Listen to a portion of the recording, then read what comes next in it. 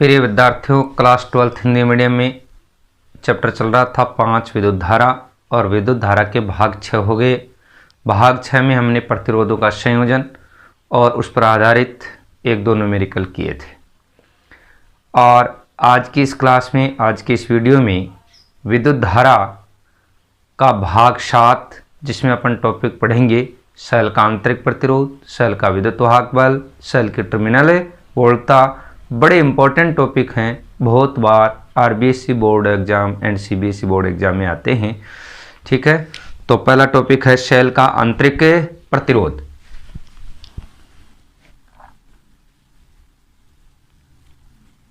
Cell का आंतरिक प्रतिरोध, internal resistance of cell. Cell का आंतरिक प्रतिरोध, internal resistance of cell. Cell में उपस्थित विद्युत अपघट्य पदार्थ के आयनों द्वारा आवेश के प्रवाह में उत्पन्न अवरोध को सेल का आंतरिक प्रतिरोध कहते हैं। सेल में उपस्थित विद्युत अपघट्य पदार्थ के आयनों द्वारा आवेश के प्रवाह में उत्पन्न अवरोध को सेल का आंतरिक प्रतिरोध कहते हैं। सेल का आंतरिक प्रतिरोध कहते हैं। इसे स्मॉल आर से व्यक्त किया जाता है। किसे व्यक्त करते हैं? इसे स्मॉल आर से व्यक्त करते हैं। एक आदर्श सेल का आंतरिक प्रतिरोध 0 होता है। यह भी प्रश्न आया हुआ है, आदर्श सेल का आंतरिक प्रतिरोध कितना होता है? 0 होता है। लेकिन व्यवहार में प्रयुक्त सभी सेलों का आंतरिक प्रतिरोध निश्चित या परिमित होता है। कुछ न कुछ प्रतिरोध उसका जरूर होता है, ऐसा नहीं कि 0 होता है। 0 तो तब हो सकता है जब सेल में विद्युत अपघट्य पदार्थ उपस्थित ही न हो, और जब विद्युत अपघट्य पदार्थ उपस्थित ही नहीं होगा तो वह सेल ही नहीं रहेगा। ठीक है, सेल के आंतरिक प्रतिरोध की निर्भरताएं डिपेंडेंसी। सेल का आंतरिक प्रतिरोध किन किन बातों पर निर्भर करता है? पहला,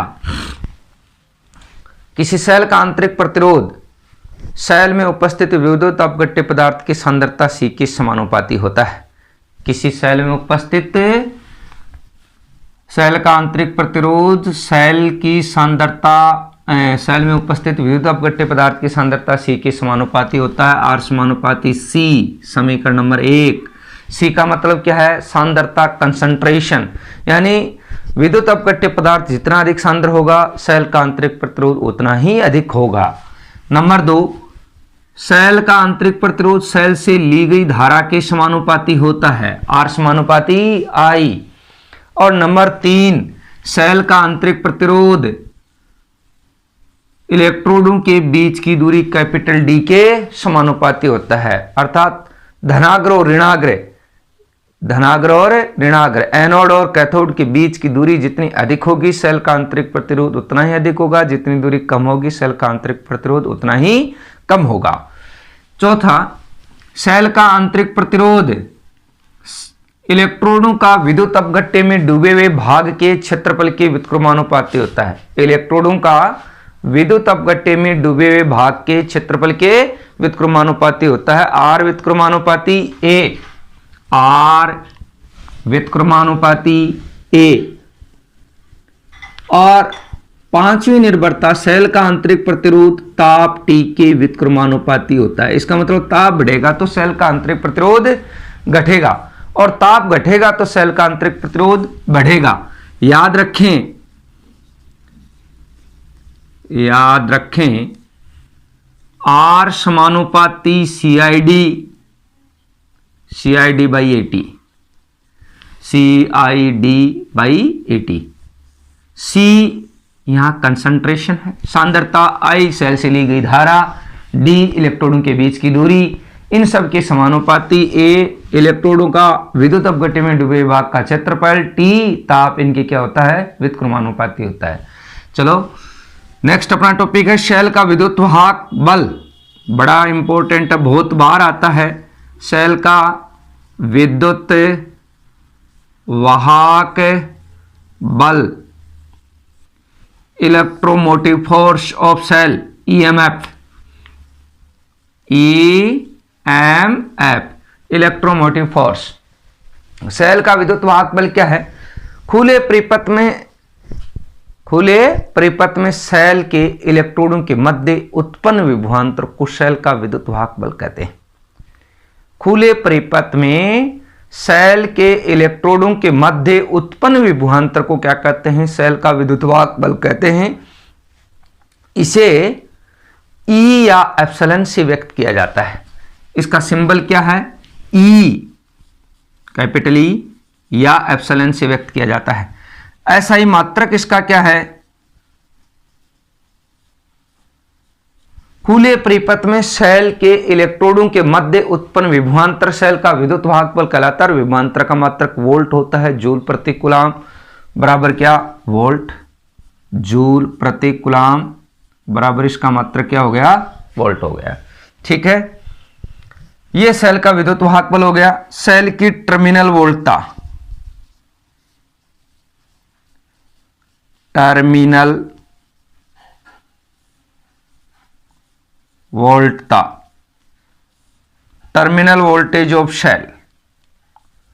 बंद परिपथ में सेल के इलेक्ट्रोडों के मध्य उत्पन्न विभवांतर को सेल की टर्मिनल वोल्टता कहते हैं।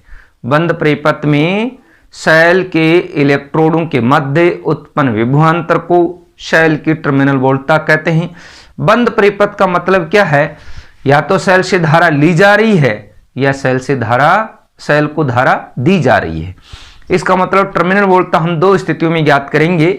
पहली क्या है? जब सेल से धारा ली जाती है। जब सेल से धारा ली जाती है, प्रथम स्थिति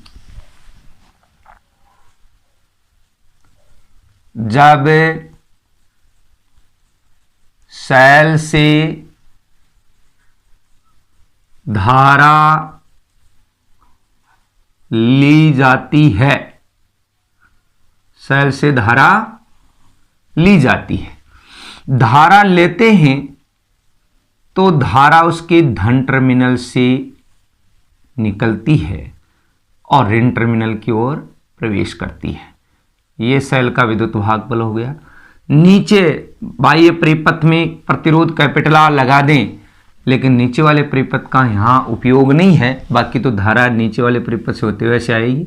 यह आंतरिक प्रतिरोध स्मॉल आर, ये बिंदु ए, ये बिंदु बी, ये बिंदु सी, ये बिंदु ए, बी और सी यहां हो गया। अब देखो, हमें ए और सी के बीच में क्या ज्ञात करना है? विभवांतर ज्ञात करना है।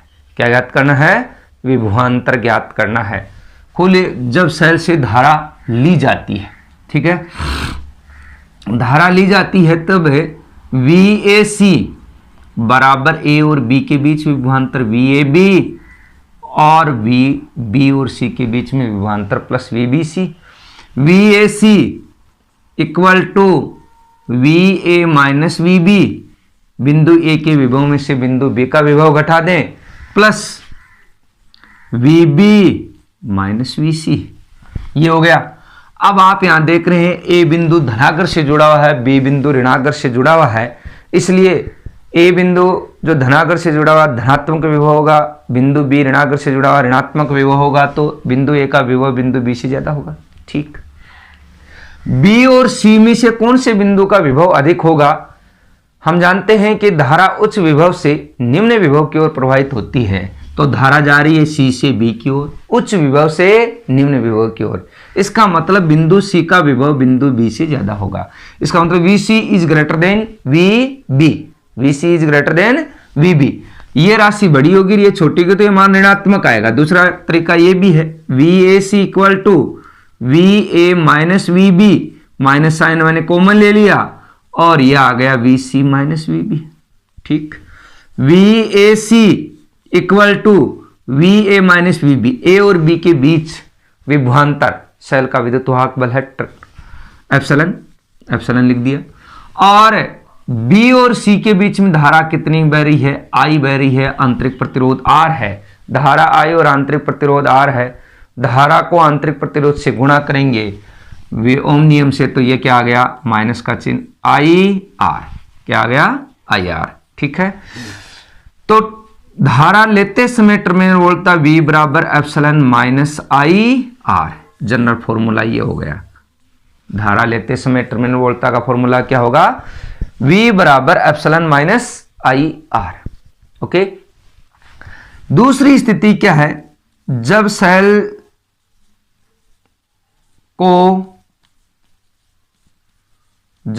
को धारा दी जाती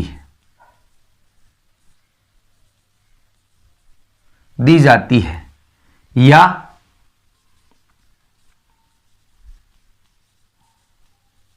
आवेशित किया जाता है।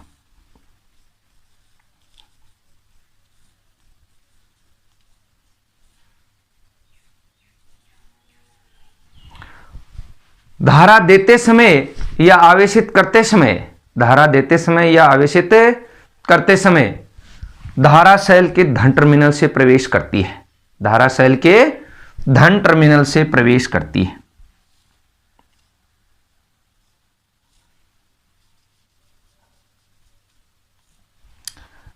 ए, बी और ये सी, ये धारा आई, आंतरिक प्रतिरोध आर और ये धारा आई। ठीक है, VAC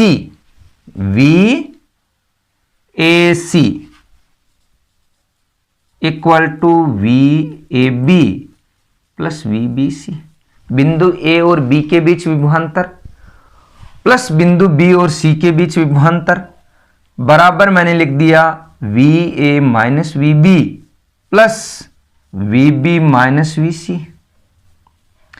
यहां पर आप देख रहे हैं कि धारा A से B की ओर, B से C की ओर, इसका मतलब बिंदु A का विभव सबसे ज्यादा, उससे कम बिंदु B का विभव, सबसे कम बिंदु C का विभव। तो ये AB, A और B के बीच में सेल का विद्युत वाहक बल एप्सिलॉन, तो VAC equal to epsilon plus sign B और C के बीच में आंतरिक प्रतिरोध स्मॉल r है और धारा I है, तो विभवांतर क्या हो गया, VB माइनस VC विभवांतर हो गया। धारा को किससे गुणा कर दें, प्रतिरोध से गुणा कर दें, तो VAC equal to epsilon plus IR। Terminal वोल्टता आवेशित करते समय टर्मिनल वोल्टता उसके विद्युत वाहक बल से अधिक होगी। जनरल फॉर्मूला अपन ये भी लिख सकते हैं, V बराबर एप्सिलॉन प्लस IR।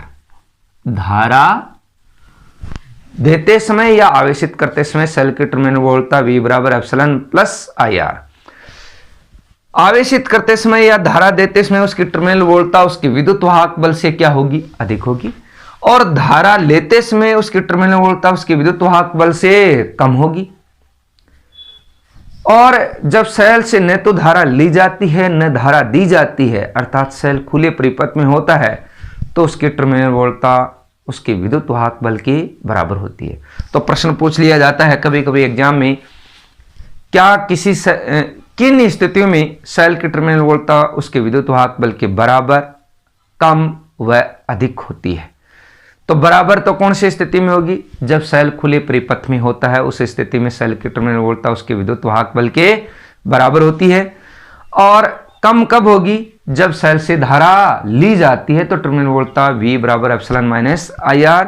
अधिक कब होती है, जब सेल को धारा दी जाती है या आवेशित किया जाता है, तो टर्मिनल वोल्टता V बराबर एप्सिलॉन प्लस IR होती है। ये हमारा टॉपिक था। अब हम कुछ न्यूमेरिकल्स करेंगे।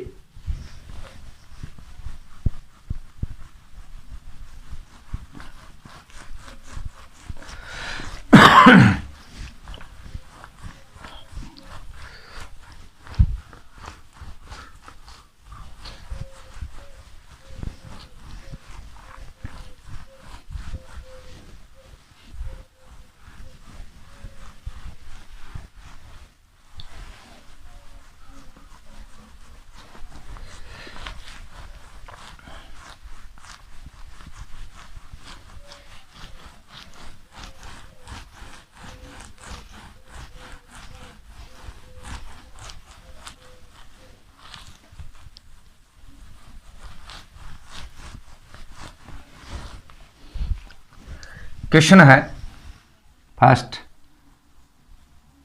किसी कार की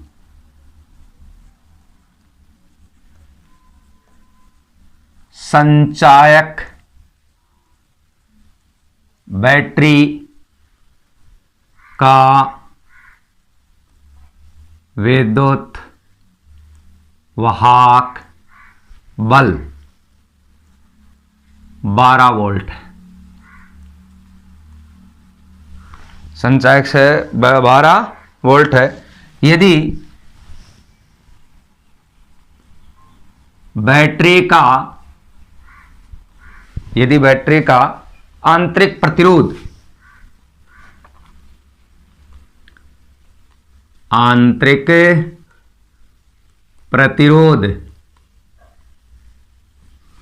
बैटरी का आंतरिक प्रतिरोध 0.4 ओम है, 0.4 ओम है, तो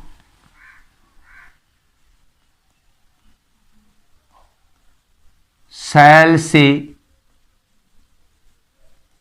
ली जाने वाली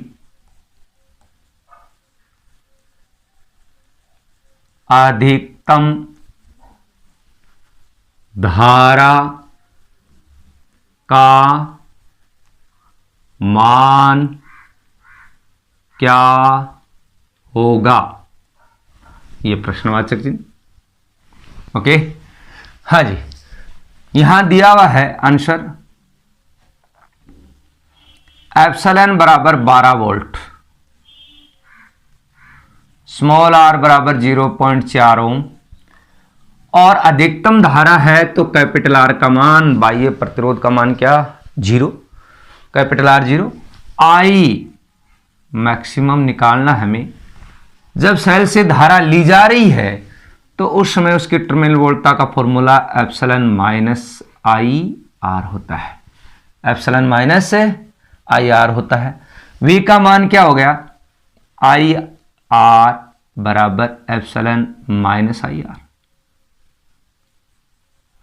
और I कॉमन ले लिया मैंने, R प्लस आर बराबर एप्सिलॉन हो गया। यहां पर अब I का मान एप्सिलॉन बट्टा R प्लस आर, चूंकि कैपिटल R इक्वल टू क्या? 0, उस समय मैक्सिमम करंट हो जाएगी I maximum epsilon by small r 12 बट्टा 0.4, इसका दशमलव उठाएंगे तो ऊपर 120 बट्टा 4 बराबर 30 एम्पियर आ जाएगा। कितना आ जाएगा? 30 एम्पियर। क्वेश्चन सेकंड क्वेश्चन क्या है? चित्र में दर्शाए गए अनंत श्रेणी के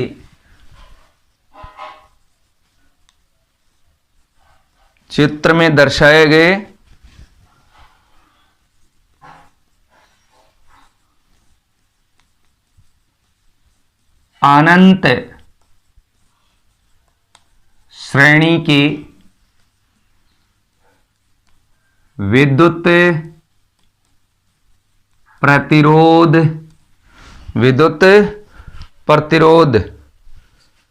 का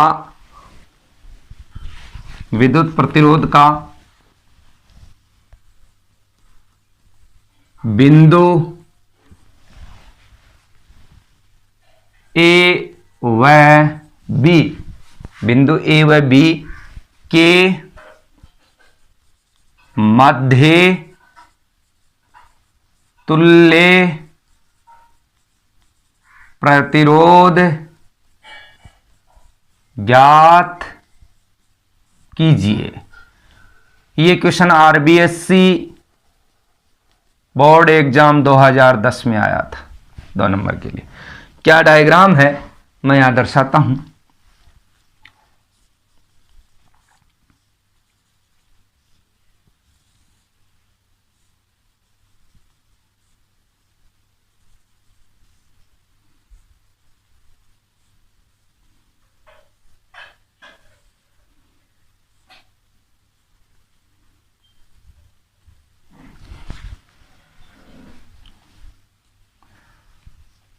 small r small r small r small r small r और ये स्मॉल आर है।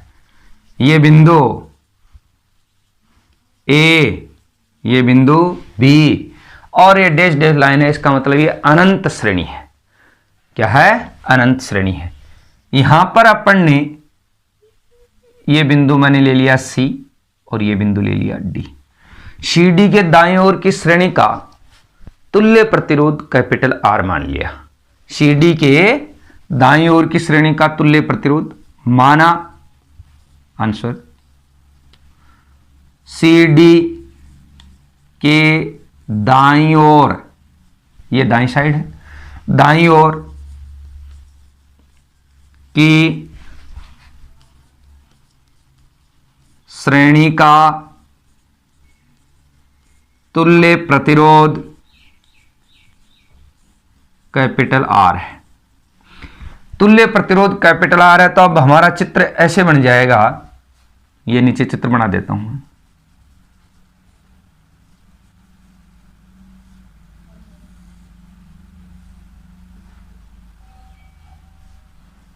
Capital R, small r, A, ये B, ये बिंदु C, ये बिंदु D, ऐसे आ गया। C और D, इधर स्मॉल r और ये कैपिटल R कौन से क्रम में है, चित्र में दिखाई दे रहे हैं आपको, समांतर क्रम में है। स्मॉल r वह कैपिटल R समांतर क्रम में है, और समांतर क्रम में है तो तुल्य प्रतिरोध 1/r dash equal to 1/r plus 1 capital R।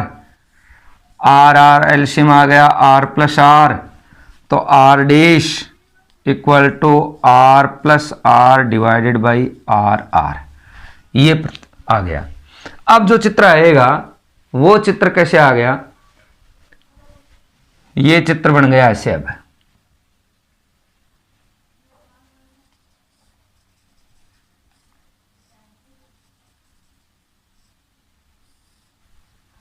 ये आ गया, ये है स्मॉल r, ये है कैपिटल R डैश, और ये बिंदु A और ये बिंदु B। R व R डैश कौन से क्रम में है, समांतर क्रम में। कौन से क्रम में है, सॉरी, R व R डैश श्रेणी क्रम में है, और श्रेणी क्रम में तुल्य प्रतिरोध दोनों प्रतिरोधों के योग के बराबर होगा, दोनों प्रतिरोधों के योग के बराबर होगा। और बिंदु A व B के मध्य तुल्य प्रतिरोध भी इन दोनों प्रतिरोधों के योग के बराबर होगा, और वो कैपिटल R के बराबर ही होगा, क्योंकि ये अनंत श्रेणी CD के दाईं ओर की श्रेणी जो अनंत तक चलती है उसका प्रतिरोध अपन ने कैपिटल R माना है। इतना और मिला देंगे तो भी, अनंत में कुछ जोड़ेंगे या घटाएंगे तो भी उत्तर कैपिटल R ही रहेगा।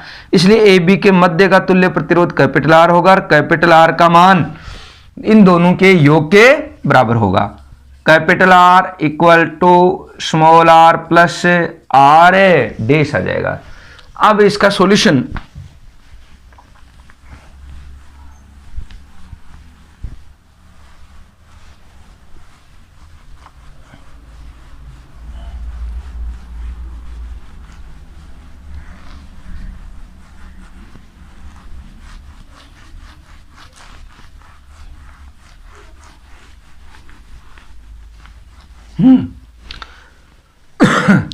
Capital R equal to R plus R dash का मान R plus R divided by capital R into small r। प्रत्येक पद को capital R into small r से गुणा कर दें। क्या कर दें, गुणा, तो यह हमारे पास आ जाएगा R square small r equal to R square, sorry उल्टा, ये आएगा R by R plus R। तो ये आया R by R plus R। इसका अब सॉल्यूशन अपन करेंगे,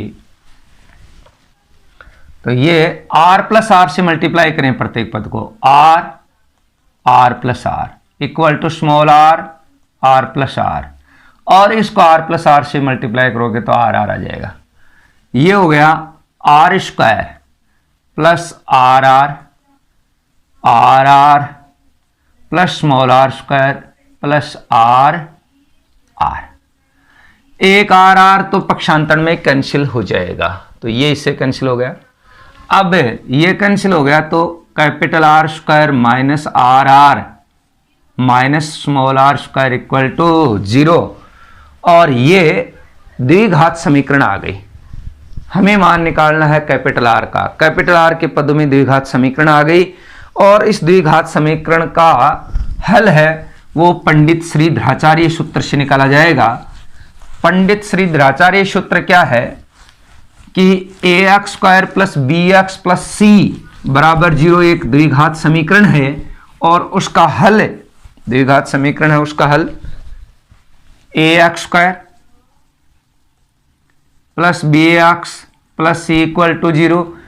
पंडित श्रीधराचार्य सूत्र से इसका x का मान minus b plus minus under root b square minus 4ac by 2a। Okay, यहां x स्क्वायर का गुणांक क्या है a, तो यहां r स्क्वायर का गुणांक क्या है 1, तो a बराबर तो क्या हो गया 1। यहां x का गुणांक b था, यहां कैपिटल R का गुणांक क्या है माइनस का स्मॉल r, तो b बराबर माइनस स्मॉल r, और c बराबर माइनस का r स्क्वायर। ये वैल्यू अपन पुट कर दें तो x के स्थान पर क्या आ गया capital R minus b minus minus plus small r plus minus minus small r का होल स्क्वायर माइनस 4, a का मान 1, c का मान माइनस का r square divided by 2, a का मान क्या 1 हो गया। तो capital R equal to R plus minus under root R square plus 4R square by 2 capital R equal to R plus minus under root 5R square upon 2 upon क्या 2। यहां पर R square को बाहर निकालें अपन तो यह आ गया R plus minus R into root 5 divided by 2, और capital R equal to R ले लिया common 1 plus minus root 5 divided by 2, ये आ गया। अब यहां से दो उत्तर की संभावना है, एक बार पॉजिटिव चिन्ह लेने पर, पॉजिटिव लेंगे तो capital R equal to R 1 plus root 5 divided by 2, और दूसरी संभावना क्या है नेगेटिव लेने पर, नेगेटिव लेंगे तो capital R equal to small r 1 minus root 5 divided by 2। आप जानते हैं, हम जानते हैं कि रूट 5 का मान 2 से ज्यादा होगा, और 2 से ज्यादा कितना होता है 2.2306 होता है। 2.2306 वो 1 से ज्यादा हो गया तो उत्तर क्या आ गया माइनस में आ गया, और प्रतिरोध का मान कभी भी ऋणात्मक नहीं होगा, इसलिए ये उत्तर तो क्या होगा अस्वीकार्य, और जो इसका उत्तर है अस्वीकार्य हो गया। Capital R equal to R 1 plus root 5 divided by 2 इसका उत्तर होगा। Okay, next.